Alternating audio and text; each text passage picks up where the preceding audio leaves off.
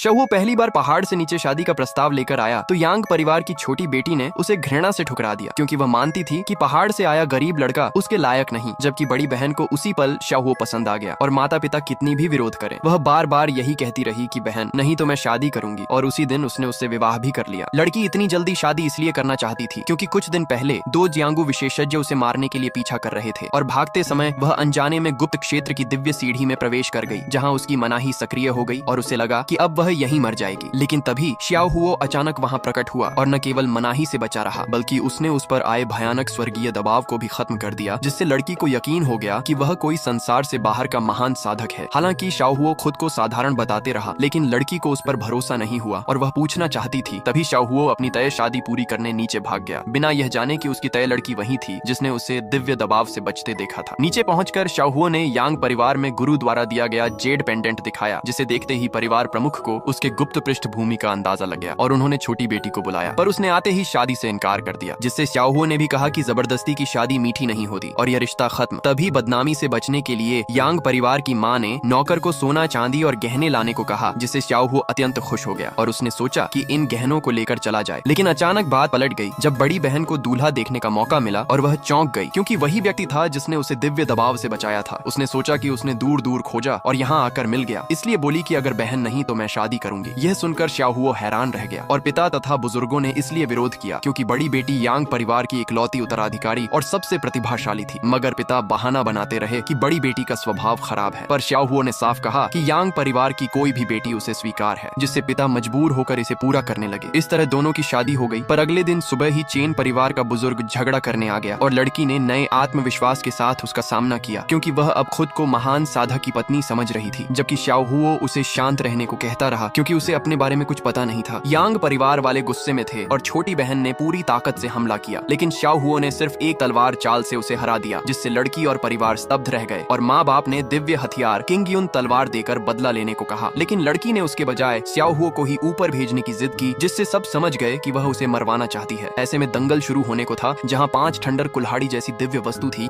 जो स्वर्गीय बिजली बुलाती है और महान साधकों तक के बस की नहीं होती, जिससे सभी को लगा कि श्याओ हुओ निश्चित ही मारा जाएगा। चुनौती देने वाला उसे अपमानित करता रहा और दिव्य कला दिखाने को कहता रहा, जबकि श्याओ हुओ शांत रहा और बोला कि वह उसे आकाश पाताल कंपा देने वाली शक्ति दिखाएगा, जिससे सब उसे धोखेबाज समझने लगे। और लड़की कहती रही कि उसका पति अतुल्य है। प्रतिद्वंद्वी ने पूछा कि वह किंगश्वान हृदय सूत्र देगा या लड़की को मारेगा या अपमान सह लेगा, मगर लड़की अपने कौशल पर गर्व जताती रही और स्वर्गीय शक्तियों की ताकत को अनदेखा कर दी रही।